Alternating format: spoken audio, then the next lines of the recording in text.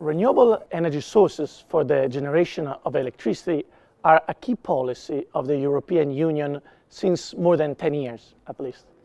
Currently, the European Parliament and the Council are debating about even more ambitious targets for 2030.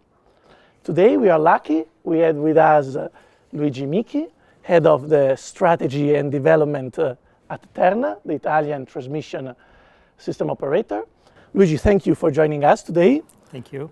So, in your mind, what is the main contribution TSOs, electric TSOs, offer for the decarbonization of the electric system in Europe? What are the main challenges that TSO face today in achieving this important target? We have to put in place all the measures and countermeasures we need in order to deal with this challenge. Of course, this expected terrific growth is something we have to be absolutely prepared for. And so this means that we have to ensure the standard level of adequacy, quality and security of the system, not only with the current framework, but also with the expected one. Challenges being effectively the contribution of the renewables, which as a matter of fact are a big wave of distributed resources, and of course the fact that in the meantime the conventional power fleet is progressively phasing out. So we have to tackle two different kind of issues. First, adequacy, as I was saying, because adequacy is progressively going down, and at the same time we have to ensure a standard and I say a reasonable level of security. We have not to forget that we are responsible as TSO for the security of the system. And so all these challenges must be faced, take into account this fact.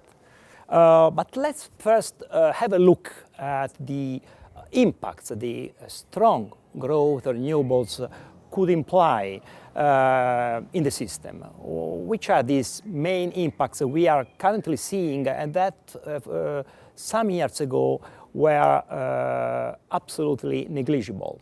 We can distinguish two main different families of impacts. First, the static ones. We see considerably decreasing of reserve because, as I was saying before, adequacy is progressively decreasing. We see considerably reduction increasing in the congestions because the generation which is going to substitute the old one is sprawling throughout the system in a not uniform way. Effectively, when it comes to renewables, they are not distributed on a regular basis. In terms of mix volume, in terms of geographic location, we see a tremendous case of not uniform distribution. So they are distributed but not uniformly. These are the first family I was talking about is about the static challenge, but the second family is even more important and even more crucial. We are talking about the voltage stability. We are talking about frequency stability because, and of course, we are talking about the fact that the residual demand, that is to say, the demand that we have after the renewables. To cover after renewables. To be covered after the renewables. This residual demand, the so-called duck curve profile demand. A lot of people are talking about this. That is something we have to cope with, particularly in the stressed moment, whenever in the evening, when the sun sets, for instance, at 7 p.m. this season or even later, we have to follow the sudden ramp up of the curve, and we have to do that via flexibility and via flexible power stations. And when we come to flexibility, we have, of course, to go in depth. Flexibility is a general word, but this states for capacity of providing frequency stability, capacity of, that is to say, providing active power, and capacity of providing reactive power in order to cope with the voltage stabilization. Something that economists often do not even know that exists, reactive power. Yeah, this is an intriguing point, because unfortunately the energy transition unveiled a lot of issues which existed or have been existing since the very beginning of the electrical system, but in the past, the usual utilization of the conventional power fleet, of course, somehow made these issues negligible. Yeah, they hide this kind of problems. A couple of big conventional power stations provide all the reactive power we need. They are able to provide the right level of inertia and so on. Once you decide to remove them from the system, you have to compensate for. So that's why we as TSO say that it's not just a question of balancing megawatt with megawatt. It's not just simple like that. Not all megawatts are the same, we can say. In addition to that, megawatt is necessary, but it is not the unique thing we have to head for. We need other kind of ingredients, for instance, the megavolt ampere, reactive megavolt ampere. So other kind of ingredients, which I repeat that were slightly covered by the conventional fleet, and now we have to pick them up from the resources of the system. So in other words, the complexity is somehow arising from the fact that we are going to substitute the old fleet with a basket of different ingredients and resources, so we have to intelligently pick them up from the basket. So I'm talking about grid reinforcement, the demand-side response, storage, facts, that is to say, devices able to address the flow of energy and power throughout the system.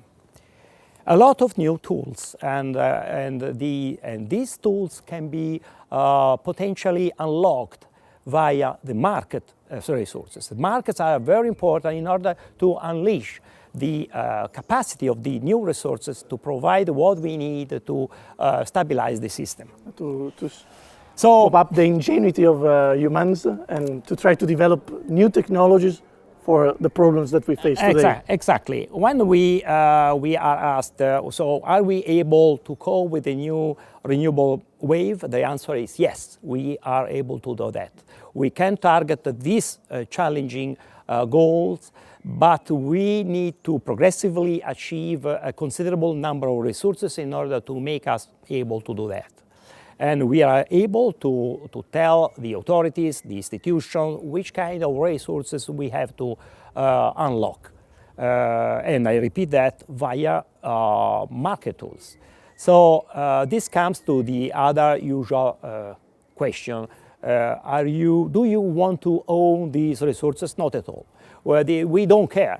It's not just a question of owning these resources. So the question of the owner, who is going to be the owner of the storage, is a tricky question, because we simply say we need the storage, or we need the services provided by the storage devices. Well, whatever the owner could be. or might be. The point is that the market is not ready to provide for these resources. We have to accelerate and to prompt the market to provide that.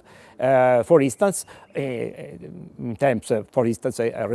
regarding to storage, trying to accelerate a pilot project, trying to ignite more technology, trying to push up the technology in order to to make it more mature than it was simply 4 or 5 years ago. Yeah, it's an interesting point also, because markets sometimes provide things but an excessive price, because there is also the issue of market power, so it's tricky. And even storage is a concept that we should probably discuss more in detail, because in Italy, for instance, we have a lot of storage in the form of pumped hydro plants that actually in the past few years have been used less and less.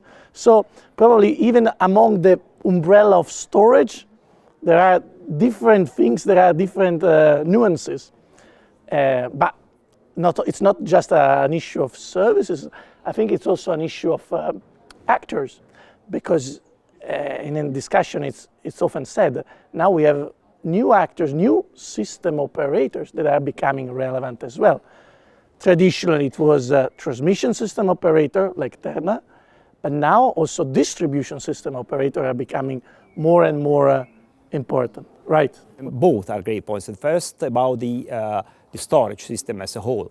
Well, effectively, due to orography, we can count on a considerable bunch of hydro pump power stations. We have around 7,000 megawatt of this kind of power station. And people, as you correctly was saying, people is aware that they seem to be less and less used compared to the past. And this is important. Why? And they are progressively becoming aware that someone, presumably the owner of this power station, does not want to use them like he did in the past. This is not true at all. This is an important. We have to carefully read through this data. This is a consequence of the energy transition. In the past, these power stations were, the hydro pump power station,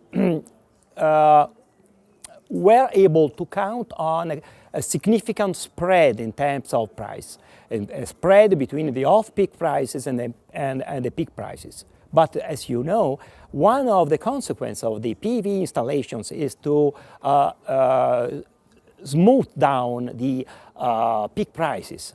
We have the spread was progressively has been shrinking to the extent that it's not absolutely convenient from an energy point of view to pump during the night, paying the cost of the energy during the night, and producing during the day with the revenues which are more or less at the same level of the cost. Yeah, because you have to undergo. They have an efficiency of 3/4 more or less.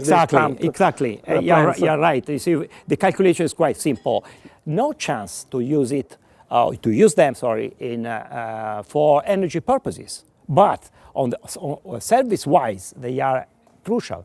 I would say essential to guarantee a lot of service. I would say that this kind of power station are the Rolls-Royce of the service provider power station. They can provide everything. The Ferrari. The Ferrari. Well, Rolls-Royce is, because they are not Ferrari. I get back to that in a minute. Rolls-Royce, because they quietly but progressively and securely can provide everything. Frequency services, voltage services, everything you need. It's really the paradise of each DSO. The point, so we are going to count on them. The second crucial point is that they are all more or less, apart from some exceptions, they are all located in the Alps. And we need these services everywhere in the south. That's why we need also the electrochemical storage power systems. Wow.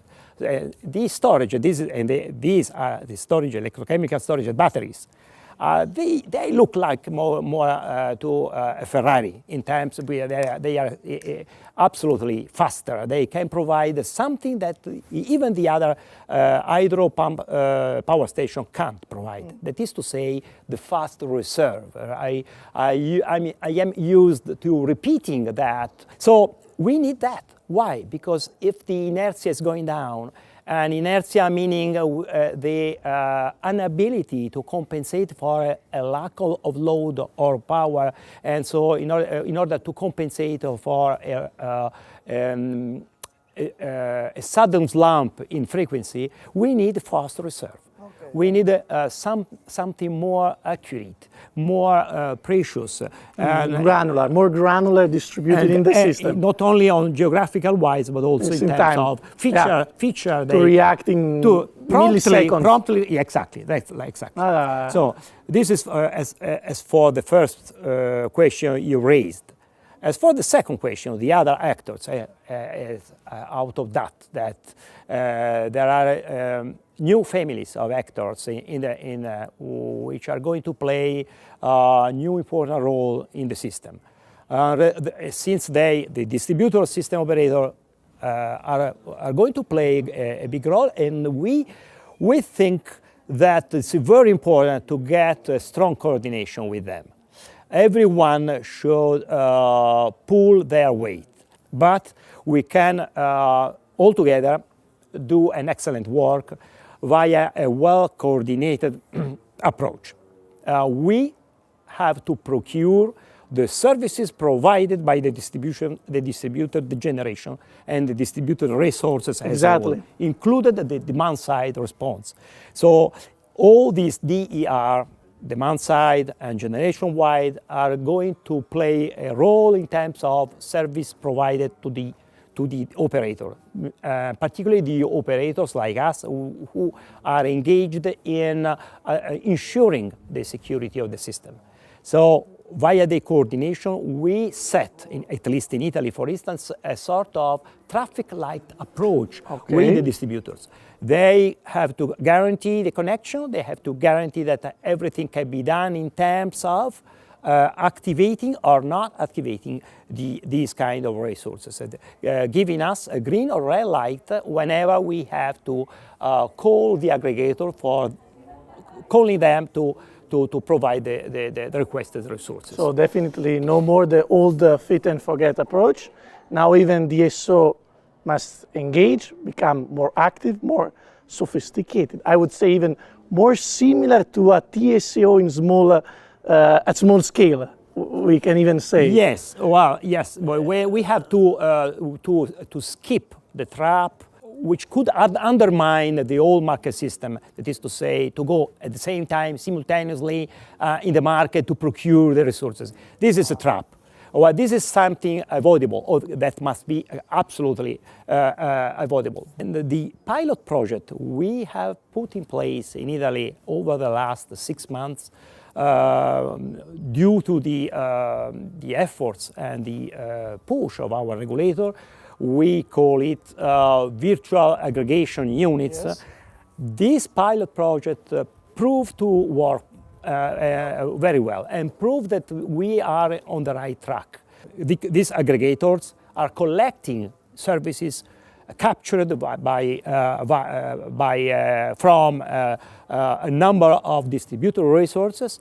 The aggregator is usually asked to provide the service by the TSO, and everything can be done if and only if the distributor is or give us the right signals. I see the architecture. So we definitely, in the energy transition, need to put together the market and the system operation. The two sides, the two dimensions needs to be taken together into consideration. Well, thank you very much for your time and moreover for your knowledge, Luigi. Hope to discuss you again soon, anytime soon. Goodbye to everybody.